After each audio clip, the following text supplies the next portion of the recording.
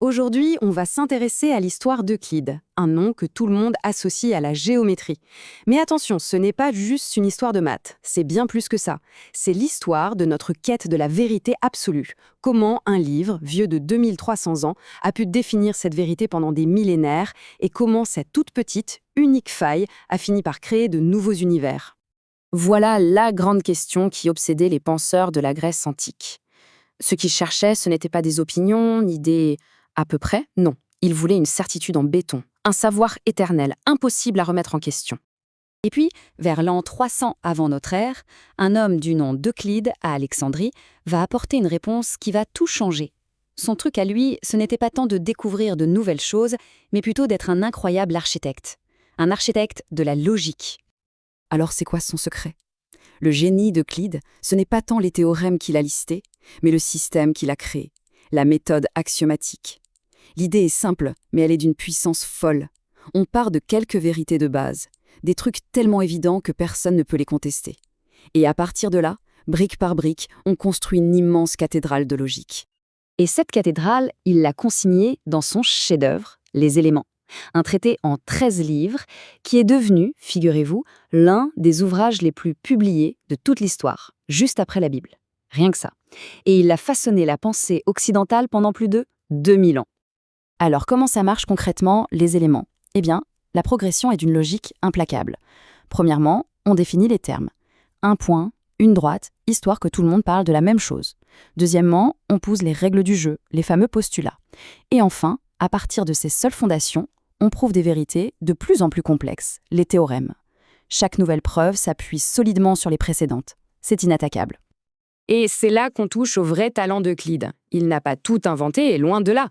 Il a repris les travaux de ses prédécesseurs, comme Eudoxe ou Théétète, et il a tout organisé, tout synthétisé en un système unique, cohérent et incroyablement puissant. Son coup de génie, c'est l'ordre et la rigueur.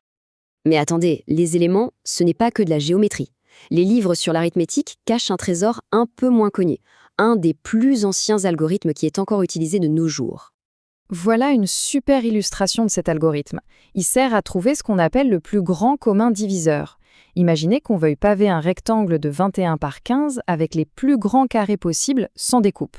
On commence par le plus grand carré qu'on peut y mettre, un 15 par 15. Il nous reste un rectangle de 15 par 6. Dedans, on met deux carrés de 6 par 6. Il reste un petit bout, un rectangle de 6 par 3. Et là, magie, on peut le paver parfaitement avec deux carrés de 3 par 3. Eh bien, le côté de ce dernier carré, 3, c'est le fameux PGCD de 21 et 15. C'est simple, c'est visuel, c'est élégant. Et cette idée, elle est tout sauf anecdotique. Cet algorithme, par sa simplicité et son efficacité redoutable, est encore aujourd'hui à la base de plein de calculs en cryptographie en informatique. Un outil vieux de 2300 ans qui aide à sécuriser notre monde numérique. Pas mal, non? Bon, revenons à la géométrie. Parce que dans cette structure qui semblait si parfaite, si solide, il y avait une minuscule fissure, un doute. Un seul postulat qui allait obséder les mathématiciens pendant des siècles et des siècles. Regardons d'abord les 4 premiers postulats. Franchement, c'est du bon sens. On peut tracer une droite entre deux points. On peut la prolonger, on peut dessiner un cercle, et un angle droit, c'est un angle droit. Ça coule de source, on est d'accord. Et puis, il y a le 5e. Comparez un peu. Il est long, il est alambiqué, il est beaucoup moins évident que les autres. On dirait presque un théorème qu'on devrait prouver, pas une vérité de base. C'est lui, le grain de sable dans l'engrenage. Le truc, c'est que pendant plus de 2000 ans, les plus grands esprits mathématiques se sont acharnés. Ils étaient persuadés que ce 5e postulat n'était pas nécessaire, qu'on pouvait le déduire des 4 autres. C'est devenu une quête obsessionnelle qui a traversé les âges et les civilisations. Et on arrive au moment de la bascule. Au 19e siècle, quelques mathématiciens ont une idée radicale, une idée complètement folle. Et si ce postulat ne pouvait pas être prouvé tout simplement parce qu'il n'était pas une vérité absolue? Et si on essayait de le nier, juste pour voir? Voilà la conséquence dingue de cette idée. Le 5e postulat, en termes simples, il dit qu'il ne peut y avoir qu'une seule droite parallèle à une autre passant par un point donné. Mais si on le rejette, on peut imaginer un monde où, par ce même point, on pourrait tracer une infinité de droites qui ne croiseraient jamais la première. Bienvenue dans la géométrie hyperbolique. Et voilà à quoi ça peut ressembler. C'est le modèle du disque de Poincaré. Ici, l'univers entier est contenu dans le disque. Les lignes droites sont en fait des arcs de cercle. Et comme on le voit bien, si on prend une droite et un point, on peut faire passer une infinité d'autres droites par ce point sans jamais toucher la première. C'est un univers parfaitement logique, complètement cohérent, mais qui obéit à des règles totalement différentes des nôtres. Alors, face à ces mondes impossibles devenus possibles, qu'est-ce qu'il reste d'Euclide? Quel est son véritable héritage, au final? C'est Henri Poincaré, l'un des pères de ces nouvelles géométries, qui a le mieux résumé la situation. Il a dit qu'une géométrie ne peut pas être plus vraie qu'une autre, juste plus commode.